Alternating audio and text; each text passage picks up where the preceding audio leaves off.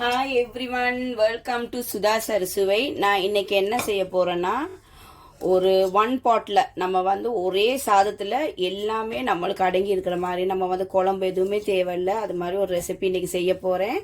என்னன்னா அது தாங்க பிசிபிலாபாத். அதுவும் ரைஸ் போடாமல் செய்ய போகிறேன். அதுதான் சீக்ரெட். என்னென்னு பார்த்துக்குங்க என்னென்ன இன்க்ரீடியன்ட்ஸ்னு. நான் 3/4 கப் துவரம் பருப்பு எடுத்திருக்கேன். இது தாங்க உங்களுக்கு சீக்ரெட் இன்க்ரீடியன்ஸ். என்னன்னு கேட்டால், தினை அரிசி வந்து நான் 1 கப் எடுத்திருக்கேன். ஏன்னா வந்து தினையில் நான் பிசிபிலாபாத் நான் செஞ்சுருக்கிறேன். ரொம்ப நல்லா இருக்கும், நீங்களும் செஞ்சு பாருங்கள். இப்போ பாருங்கள், 1 கப் நான் ஆட் பண்ணுறேன். இப்போ இதை நல்லா வாஷ் பண்ணிக்குவோம். ஓகேங்க, இப்போ இதை வாஷ் பண்ணியாச்சு. இப்போ நம்ம வந்து 1 கப்புக்கு நான் வந்து 3 கப் தண்ணி ஆட் பண்ணுறேன். ஏன்னா வந்து தினைக்கு நம்மளுக்கு தண்ணி தேவைப்படாது, நம்மளுக்கு பருப்பு வேகிறதுக்கு தண்ணி தேவைப்படும். அந்த அளவு நம்ம ஆட் பண்ணிக்குவோம். 3 கப் ரைஸ் எந்த கப்பில் நீங்கள் எடுக்கிறீங்களோ அந்த கப்லேயே ஆட் பண்ணிக்கோங்க.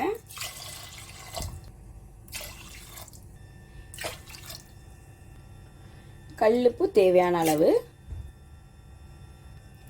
மஞ்சள் பொடி ஒரு 1/4 ஸ்பூன், தக்காளி ஒரு மீடியம் அளவு. இப்போ இதை கவர் பண்ணிட்டு ஒரு 3 விசில் வர்ற அளவுக்கு நம்ம வேக விட்டுருவோம். இப்போ நான் கவர் பண்ணிட்டேங்க. ஒரு 3 விசில் வர்ற அளவுக்கு நம்ம வந்து குக்கரில் வந்து வச்சிருவோம் அடுப்பில். இப்போ நம்ம அந்த பிசிபிலாபாத்துக்கு தேவையான காய்கறி வந்து தனியாக குக் பண்ணிக்குவோம். ஏன்னா நான் வந்து குக்கர்லேயே ஆட் பண்ணல, எல்லாம் குழஞ்சி போயிடும். இப்போ பட்டாணி ஆட் பண்ணிக்குவோம். பட்டாணி நான் 1 கையளவு எடுத்திருக்கேன். முருங்கைக்காய் வந்து 1 முருங்கைக்காய், கேரட் வந்து ஒரு பெரிய கேரட் உண்டு, பீன்ஸ் ஒரு 8லேருந்து ஒரு 10 பீன்ஸ் எடுத்துருக்கேன். இங்கே பாருங்கள். இப்போ இந்த காய் வேகிறதுக்கு தேவையான அளவு உப்பு ஆட் பண்ணிக்குவோம். இப்போ தண்ணி நம்ம தேவையான அளவு ஆட் பண்ணிக்குவோம். ஒரு 1 கப் தண்ணி ஆட் பண்ணிக்கோங்க.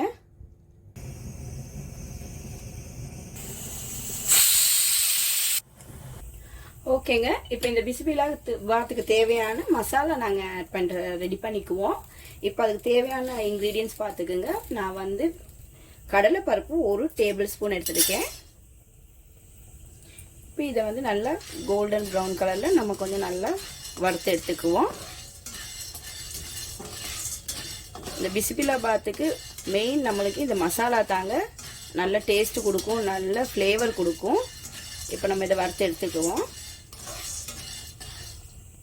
அப்புறம் உளுந்து ஒரு டேபிள் ஸ்பூன் ஆட் பண்ணிக்குவோம். வெந்தயம் ஒரு 2-3 வெந்தயம் இருந்தால் போதும். ஒரு 1/4 டீஸ்பூனுக்கு இன்னும் கம்மியாக இருந்தால் போதும். அப்புறம் வெள்ளை எள்ளு வந்து நான் ஒரு 1/2 டீஸ்பூன் எடுத்திருக்கேன்.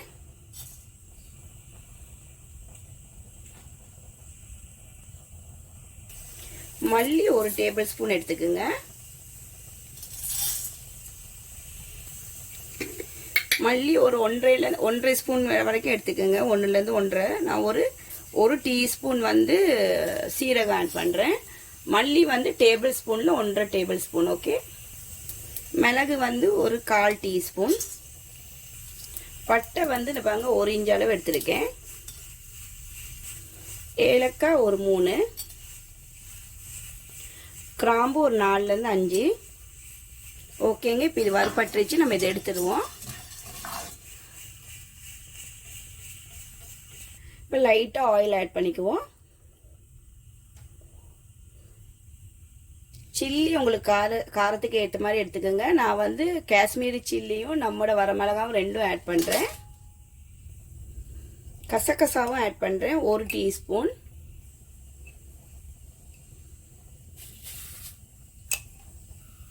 ஓகேங்க, இப்போ இந்த மசாலா எல்லாத்தையும் நல்லா ஆற விட்டுட்டு நம்ம நல்லா பவுடராக்கி எடுத்துக்குவோம். ஓகேங்க, ஃபைனலாக வந்து நான் வந்து தேங்காய் ஆட் பண்ணுறேன். தேங்காய் வந்து உங்கள்கிட்ட கொப்பர் வந்து ஆட் பண்ணிக்கோங்க. ஏன்னா நான் வந்து இந்த பாத்திரத்தில் இந்த ஹீட்லேயே வந்து இதை கொஞ்சம் நல்லா ரோஸ்ட் பண்ணி எடுத்துக்க போகிறேன். ஏன்னா நான் அந்த மசாலாவோட ஆட் பண்ணலை, நான் அப்புறம் வந்து கலர் சேஞ்ச் ஆகிடும், அதனால். ஓகேங்க, இப்போ இந்த தேங்காவையும் அந்த மசாலாவோட ஆட் பண்ணி நம்ம வந்து பொடி பண்ணி எடுத்துக்குவோம். ஓகேங்க. ஓகேங்க, இப்போ பருப்பும் தனியும் நல்லா குக் ஆகிடுச்சு. இப்போ நம்ம வந்து ஓப்பன் பண்ணுவோம். இங்கே பாருங்கள், சூப்பராக நல்லா குக் ஆகிடுச்சு இருக்கும். அதனால நான் வந்து சின்ன ஒரு எலுமிச்சை பழ அளவு எடுத்திருக்கேன். இப்போ அதை ஆட் பண்ணுவோம் புளிக்கரைசலை.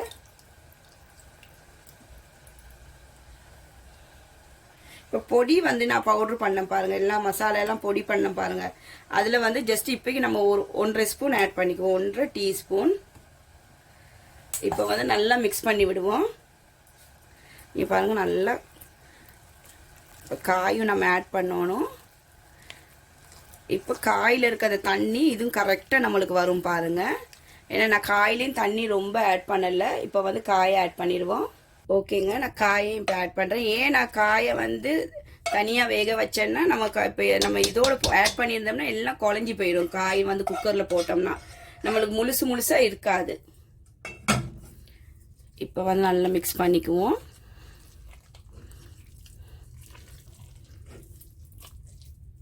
ஓகேங்க, இப்போ அடுப்பை வந்து சிம்மில் வச்சுக்குங்க. ஏன்னா ரொம்ப ஹை ஃப்ளேமில் வைக்காதீங்க.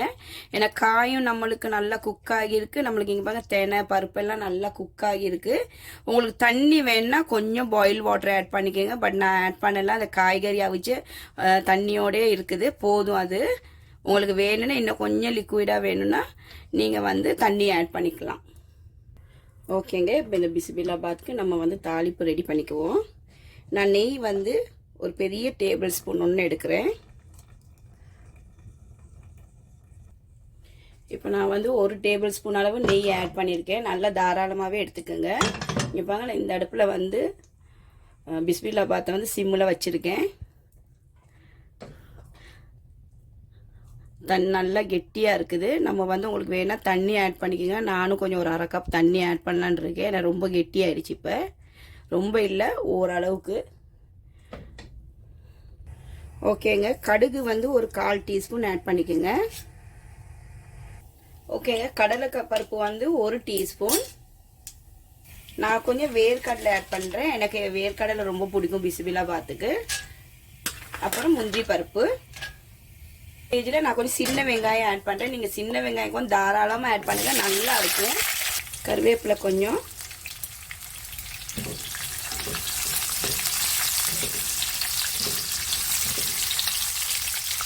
ஓகேங்க, இப்போ இந்த ஸ்டேஜில் லாஸ்ட்டாக ஃபைனலாக நம்ம வந்து ஒரு 3 டீஸ்பூனில் 3லேருந்து 4 டீஸ்பூன் நம்ம இந்த பொடியை ஆட் பண்ணிக்குவோம். கரெக்டாக இருக்கும். நான் சொன்ன மெஜர்மெண்ட்டை நீங்கள் எல்லாம் எடுத்தீங்கன்னா உங்களுக்கு கரெக்டாக இருக்கும்.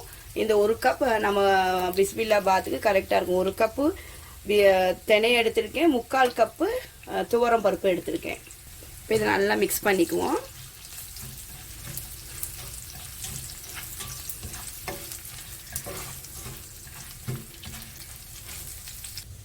ஓகேங்க, இப்போ இந்த தாளிப்பெல்லாம் நம்ம இதில் ஆட் பண்ணிக்குவோம். நல்லா கிளறி விட்டுருவோம்.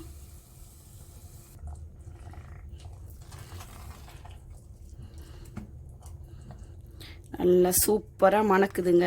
இந்த பொடி ரொம்ப நல்லா, நம்ம பொறுமையாக எல்லாம் வறுத்து நம்ம பொடி பண்ணோம்னா ரொம்ப நல்லா இருக்கும். இங்கே பாருங்கள், நான் தண்ணியும் ஒரு 1/2 கப்பு ஆட் பண்ணேன், உங்களுக்கு சொன்னேன். அது மாதிரி ஆட் பண்ணுங்கள். இப்போ பாருங்க, இந்த அளவு இருக்கணும் நம்மளுக்கு. அப்போ தான் நல்லாயிருக்கும் பிஸ்மில்லாபாத் சாப்பிட. இது வந்து தினை வந்து நான் உங்களுக்கு ரைஸில் இன்னொரு தடவை செஞ்சு காமிக்கிறேன். சூப்பராக இருக்குங்க. இப்போ ஃபைனலாக நம்ம வந்து மல்லித்தலை ஆட் பண்ணிக்குவோம். ஓகேங்க, இப்போ ஃபைனலாக கொஞ்சம் மல்லித்தலை ஆட் பண்ணிக்குவோம். நல்லா மிக்ஸ் பண்ணிக்குவோம். மிக்ஸ் பண்ணிவிட்டு சேவிங் பவுலுக்கு நம்ம சேஞ்ச் பண்ணிக்குவோம். ஓகேங்க, இப்போ பிஸ்மில்லாபாத் ரெடிங்க.